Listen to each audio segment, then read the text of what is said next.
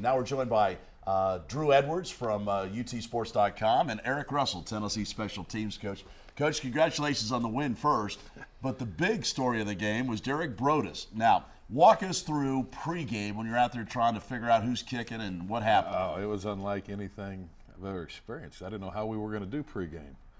You know, I knew Mike, we were going to test him out, see kind of how his knee was, and if not, okay, Rome, you're it. Well, then, even before we get to pregame, Rome does something out there. Says comes in. I'm like, there's no way.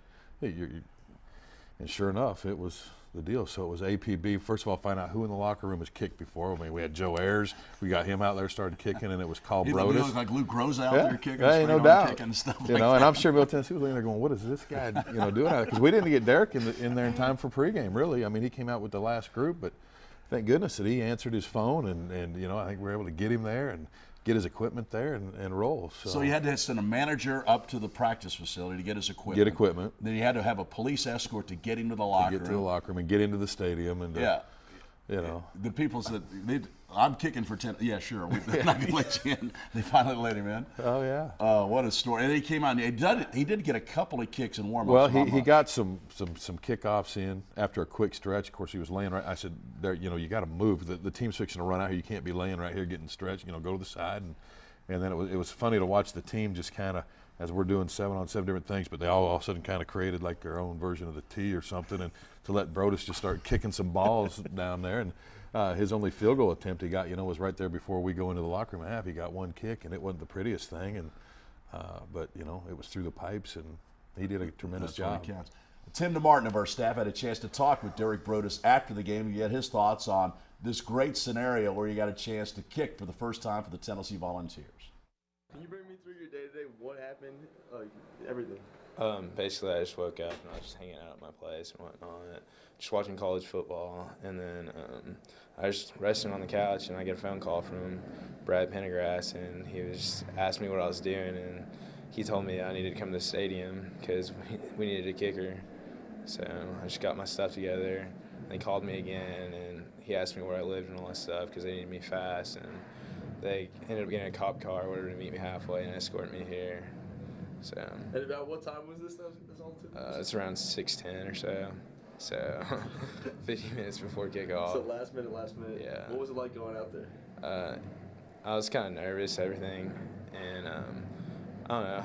I didn't know what was going. I thought everything was just a dream still. Like I couldn't believe it was happening. Amazing. And Eric, the thing is, he doesn't even get to kick with the team. I mean, he kicks on his own, doesn't he? No, it's on his own. He works out with the rest of our specialists, but when it comes to opportunities to line up, kick a ball off a snap and a hold, it doesn't happen. It's limited reps. We work our ones on Tuesdays, and then we work our twos against the defense on Wednesdays, and that's it. So anything he's done, has kind of been just keeping himself ready. And you always tell guys, you're always one snap away, or in this case, two. And, luckily, he's done the things to prepare himself to go out and, something he's going to remember the rest of his life. Indeed. How much fun was it for you after the game? If he's out there, he hits all three, hits the field goal. Obviously, the win was just fun. It's been too long. It's a great story, and he's been a kid that, hasn't caused any problems, has never complained about not getting reps or maybe not getting a shot. He just kind of comes around every day. So, I was proud of him. I was just happy for him, really. And for our team, and because I'm going to tell you, I've never had a feeling like I did in that locker room, trying to find out what we're going to do here, and I didn't want to, Coach Dooley, hey. So it was the most nerve-wracking pregame I've ever been through, and then the first few. But then, you know what? He performed in the spring game last year, made all his kicks and things of that nature. So we just had to support Derek and have confidence, and I think the players did, and. Local kid luckily, makes good from Alcoa. Yeah, that's great. Ain't no doubt. Eric, talk about the special teams overall. You got to be pleased. You're making progress, aren't you? We are, in certain areas. I think, as a special teams coach, you always go back to the block punt against Florida and the Buffalo one. That there's things that you hope that you go through a season without any of those things happening, and hadn't had a punt blocked in my career in a long time, in a bunch of years. So frustrating that means, but it is good to see.